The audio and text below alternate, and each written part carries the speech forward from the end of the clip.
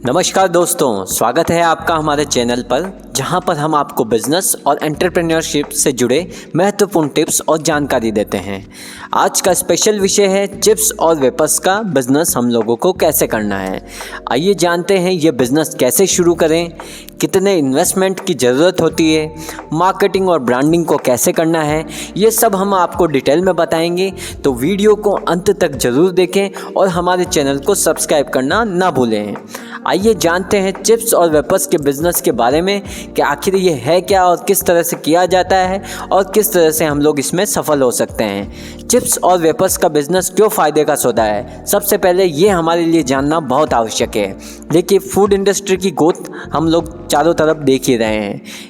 Vapours और snacks की high demand, ये भी हम चारों तरफ देख रहे हैं। छोटे से निवेश में अच्छा रिटर्न, ये हमको समझना होगा। इन तीनों पॉइंट्स की वजह से हम लोगों को चिप्स और वेपर्स बिजनेस के बारे में थोड़ा सा जानना बहुत आवश्यक है, क्योंकि ये चल रहा है और अच्छी कमाई दे रहा है लोगों को, और इस बिज़नेस के अंदर ग्रोथ जल्दी मिल सकती है। डिपेंड करती है आपकी मेहनत के ऊपर। बिज़नेस शुरू करने के लिए कुछ ज़रूरी बातों का हम लोगों को ध्यान रखना चाहिए, जिनका हम लोग डिस्कशन करेंगे। वो है, उनमें है बाज़ार का जो पहले रिसर्च करने का जो तरीका है वो हमें आना चाहिए। आपको इलाके में चिप्स और वेपर्स की डिमांड को पहले समझना होगा। आपके एरिया में या आप पर्टिकुलर जिस एरिया में भी आपका जो है बिज़नेस आप डालना चाहते हैं, या आप जिस एरिया के अंदर उस पर्टिकुलर बिज़नेस को डिस्ट्रीब्यूट करना चाहते हैं, तो आपको सबसे पहले मार्केट रिसर्च सबसे पहले करनी पड़ेगी। अपने इलाके में सबसे पहले जानें कि उस पर्टिकुलर प्रोडक्ट की डिमांड क्या है और उसी हिसाब से फिर आप अपना निर्णय बनाएं। थोड़ा सा कंपटीशन है इस सेक्टर में, हम लोग देख रहे हैं काफ़ी बड़े बड़े ब्रांड इस सेक्टर में अवेलेबल हैं, लेकिन उनके बीच में अपने आप को कैसे हम लोगों को डिफरेंट होकर चलना है, ये हमें सोच समझकर आगे बढ़ना होगा। आइए कुछ जाने बिजनेस मॉडल के बारे में। देखिए, आपको मैन्युफैक्चरिंग खुद चिप्स और वेपर्स बनाना आना चाहिए और मैन्युफैक्चरिंग का काम आपको आना चाहिए, तभी आप इस पर्टिकुलर बिजनेस मॉडल को सिलेक्ट कर सकते हैं। आपको एक बड़ी डिस्ट्रीब्यूशन टीम की आवश्यकता होगी और एक डिस्ट्रीब्यूशन चैनल की आवश्यकता होगी। किसी भी बड़ी ब्रांड के साथ जुड़कर उनके प्रोडक्ट को भी आप बेच सकते हैं डिस्ट्रीब्यूशन के साथ में।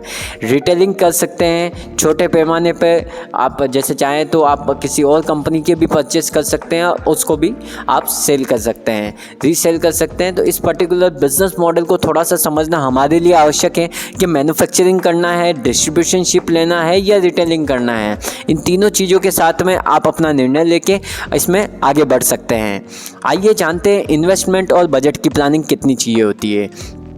मशीनरी अगर आप परचेज़ करते हैं चिप्स बनाने के लिए, तो इसमें कम से कम 1.5 से 5 लाख तक का इन्वेस्टमेंट आपका इनिशियल लेवल पे होगा।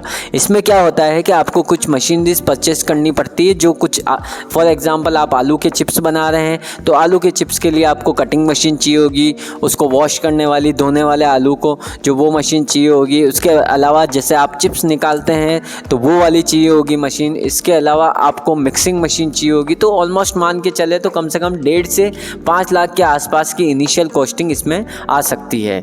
आपको कच्चा माल की कॉस्टिंग जो है कम से कम 50,000 से 1 लाख इनिशियल लेवल पे आ सकती है। इसके अलावा अगर आप पैकेजिंग के साथ जाते हैं, अपना खुद का ब्रांड लेबल बनाते हैं, तो 30 से 50,000 रुपये आपको इनिशियल लेवल पे उस पर खर्च करने पड़ सकते हैं। तो ऑल एंड सोल अगर हम अपन मान के चले तो 7-8 लाख का इनिशियल लेवल पे इसमें इन्वेस्टमेंट आता ही है। इसके अलावा आप जानते हैं डिस्ट्रीब्यूशन पे कितना खर्च हो सकता है। देखिए, अगर आप डिस्ट्रीब्यूशन के साथ में करना चाहते हैं तो उसमें आपके इनिशियल लेवल पे 50,000 से 1 लाख ही खर्च होंगे, क्योंकि आप एक तरह से किसी ना किसी का जो है रेडी टू यूज़ आप प्रोडक्ट लेंगे और उसी को आप रीसेल करने के लिए निकलेंगे। इसलिए डिस्ट्रीब्यूशन में आपका 50,000 से 1 लाख का खर्चा आता है, वो आपको देखना पड़ेगा। अगर आप रिटेलिंग करना चाहते हैं, जैसे कि दुकान या उसके माध्यम से आप बेचना चाहते हैं, तो 20 से 50,000 के आसपास में आप स्टॉक परचेस कर सकते हैं और छोटे छोटे जितने भी दुकानदार हैं उनको आप दे सकते हैं या डायरेक्ट सेलिंग भी कर सकते हैं। तो ये थे कुछ अलग अलग तरीके जिनके माध्यम से आप इस पर्टिकुलर बिजनेस को आगे ले जा सकते हैं। अब इसमें आपको कौन कौन से रजिस्ट्रेशन की आवश्यकता पड़ेगी उसके बारे में बात कर लेते हैं, जिसमें आपको सबसे पहले FSSAI का लाइसेंस होना बहुत आवश्यक है। ये आजकल गवर्नमेंट के थ्रू मैंडेटरी हो गया है। अगर आप किसी भी खाने वाली जो वस्तु है उसका आप बिज़नेस करते हैं तो आपको FSSAI का रजिस्ट्रेशन लाइसेंस लेना बहुत आवश्यक है। दूसरा जो है वो है GST registration. GST registration depreciation भी आज के समय में बिज़नेस की एक जो है प्रायोरिटीज़ हो गया है। इसके बिना आप बिज़नेस नहीं कर सकते इंडिया के अंदर। तो जीएसटी नंबर लेना बहुत आवश्यक है। इसके अलावा अगर आप चाहें तो जहाँ पे भी आपका प्लांट डाल रहे हैं, जहाँ पे भी आप बिज़नेस लोकेशंस के हिसाब से लोकल अथॉरिटी से भी परमिशंस वगैरह अगर आपके एरिया में आवश्यक है तो वो भी आप ले सकते हैं। तो इस तरह से आप जो है इनिशियल लेवल पे आप अपने जो है चिप्स के बिज़नेस की प्लानिंग कर सकते हैं। अब आइए जानते हैं चिप्स और वेफर्स बनाने की प्रक्रिया क्या है।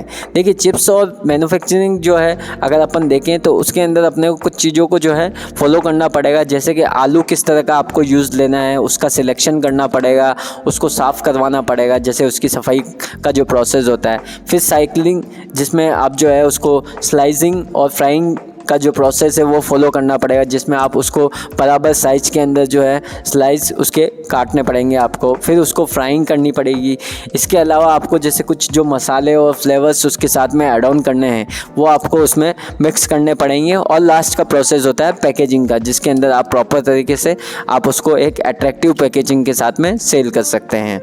इसके अंदर देखिए, मैं आपको कुछ जो इनिशियल लेवल का जो वर्किंग है वो मैं बता देता हूँ। जैसे वेफर्स की मैन्युफैक्चरिंग जो प्रक्रिया होती है उसमें क्या क्या चीज़ें इंक्लूड होती है।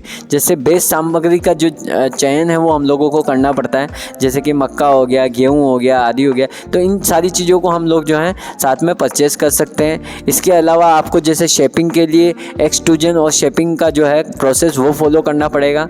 फ्लेवर कोटिंग डालनी पड़ेगी और पैकेजिंग आपको करनी पड़ेगी। ये है इस इनिशियल लेवल की वेफर्स मैन्युफैक्चरिंग की प्रक्रिया, जिसमें आपको बेस सामग्री हो गई, शेपिंग हो गई, फ्लेवर कोटिंग हो गया और पैकेजिंग का पूरा प्रोसेस आपको फॉलो करना पड़ेगा। अब आइए बात करते हैं ब्रांडिंग और मार्केटिंग की। ब्रांडिंग के अंदर देखें तो आपको यूनिक ब्रांड नेम बनाना पड़ेगा, एक अच्छा सा लोगो बनाना पड़ेगा जो कि अभी तक मार्केट में अवेलेबल नहीं है। ठीक है, आकर्षक पैकेजिंग का डिज़ाइन करना पड़ेगा आपको। आप किसी भी ग्राफिक डिज़ाइनर वगैरह को हायर करके आकर्षक पैकिंग इसमें कर सकते हैं। लोकल स्वाद और ट्रेंड्स को ध्यान में रखते हुए उस पर्टिकुलर एरिया के हिसाब से भी आप थोड़ा सा उसमें स्वाद में चेंजेस ला सकते हैं। इससे क्या रहेगा, लोग पसंद करना स्टार्ट करने लगेंगे और माउथ पब्लिसिटी से भी आपका काम अच्छे से बढ़ सकता है। अब बात करते हैं मार्केटिंग स्ट्रेटजी की। सोशल मीडिया पर विज्ञापन कर सकते हैं, छोटे दुकानदार और होलसेल मार्केट से संपर्क कर सकते हैं। इसके अलावा आप जैसे कोई विशेष ऑफर या कोई डिस्काउंट वगैरह भी दे सकते हैं जो आपके मार्केटिंग में काम आ सकता है। इसके अलावा मैं आपको सजेस्ट करूंगा कि डिजिटल प्रेजेंस को भी बनाए रखें, जैसे कि वेबसाइट और इंस्टाग्राम के माध्यम से आप जो है अपने बिज़नेस को प्रमोट कर सकते हैं। आपकी बिज़नेस डिटेल आपकी प्रोफेशनल तरीके से, आपके जो फाउंडर्स की डिटेल्स हैं, आपके जितने भी फ्लेवर्स हैं उनकी बेसिक डिटेल आप जो है वेबसाइट पर डाल सकते हैं, ताकि एक आपकी ब्रांड वैल्यू क्रिएट हो। आप अपनी पैकेजिंग वगैरह पे भी अपनी वेबसाइट मेंशन करेंगे तो क्या होगा कि विश्वसनीयता आपके सामने निकल के आ जाएगी। कस्टमर को थोड़ा विश्वास होगा कि नहीं, प्रोजेक्ट जो पर्टिकुलर प्रोडक्ट है वो ऑथेंटिकेट है और लोगों को टेस्ट करने में फ़ायदा मिलेगा उसको। प्रोफेशनल वेबसाइट बनाएं, इंस्टाग्राम पेज बनाएं, फीडबैक और रिव्यूज़ को भी बढ़ावा दें। इसके अलावा जैसे कस्टमर्स हैं तो उनसे फीडबैक लेते रहें कि किस तरह का उनको टेस्ट आ रहा है, अच्छा लग रहा है या नहीं लग रहा है। उसके बेसिस पे ही जो ज़्यादा चलने वाला प्रोडक्ट है उसी को लॉन्ग टाइम के लिए आप आगे लेके जाएँ। इसके अलावा बात करते हैं ग्राहकों की डिमांड के अनुसार अपने को प्रोडक्ट और वेराइटी में डिफरेंस लेके आना है, क्योंकि ग्राहकों की डिमांड होगी उसी हिसाब से हम लोगों को प्रोडक्ट लाएंगे तो ही हम लोग इस बिज़नेस के अंदर सफल हो पाएंगे। क्वालिटी और कस्टमर सर्विस का भी ध्यान रखना है। समय समय पर मार्केट ट्रेंड्स का विश्लेषण करते रहना है कि हाँ एक्चुअल में मार्केट में चल क्या रहा है। इन सब बातों के ध्यान में रखते हुए आप एक वेफर्स और चिप्स का बिजनेस स्टार्ट कर सकते हैं और एक अच्छा खासा बड़ा वेंचर खड़ा कर सकते हैं। तो दोस्तों, चिप्स और वेफर्स का बिजनेस एक प्रॉफिटेबल और एवरग्रीन ऑप्शन है। अगर सही प्लानिंग और मेहनत के साथ किया जाए तो ये बिज़नेस आपको बड़ी सफलता दे सकता है। अगर आपको ये वीडियो पसंद आया हो तो लाइक करिए, शेयर कीजिए और हमारे चैनल को सब्सक्राइब करना ना भूलें। अगर आपके पास कोई सवाल है तो कमेंट बॉक्स में लिखें, हम आपके सभी सवालों का जवाब देंगे। धन्यवाद। जय हिंद, जय भारत।